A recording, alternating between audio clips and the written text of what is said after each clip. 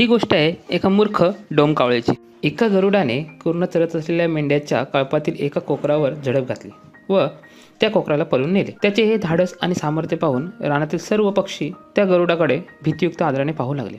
गरुडाने तर पळवले, त्यापेक्षाही मोठे कोकरू जर आपण पळवले तर गरुडापेक्षाही आपला मानसन्मान नक्कीच वाढेल, त्याच्या इतकीच प्रतिष्ठा आपल्याला लाभेल असे एका डोमकावळ्याला वाटले।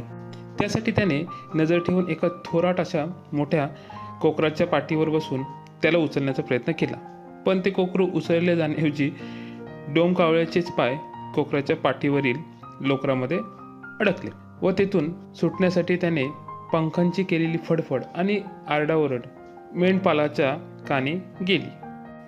मग काय, जसा मेंढ्यांचा आवाज आला तसा मेंढपालक तिथे आला व त्याने डोमकावळ्याला पाहिले। डोमकावळा मेंढ्यांच्या लोकरीमध्ये फसलेला होता। मेंढपाळाने त्याला सोडवले व पिंजऱ्यात कैद केले व त्याला स्वतःच्या मुलाच्या स्वाधीन केले। मुलांनी मेंढपाळाला विचारले, बाबा या पक्षाचे नाव तरी काय आहे हो?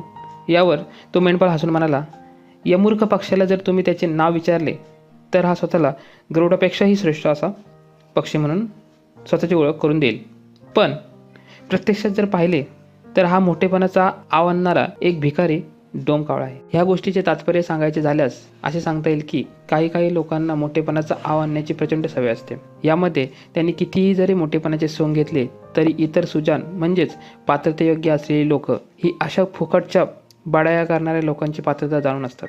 तर मित्रांनो, कशी वाटली तुम्हाला गोष्ट? अशाच छोट्या आणि इंटरेस्टिंग गोष्टींसाठी आमचा गोष्टी हा चॅनल लाईक, शेअर आणि सबस्क्राईब जरूर करा। तसेच बेल आयकॉन दाबा म्हणजे नवीन गोष्टींची नोटिफिकेशन तुमच्यापर्यंत पोहोचली जाईल।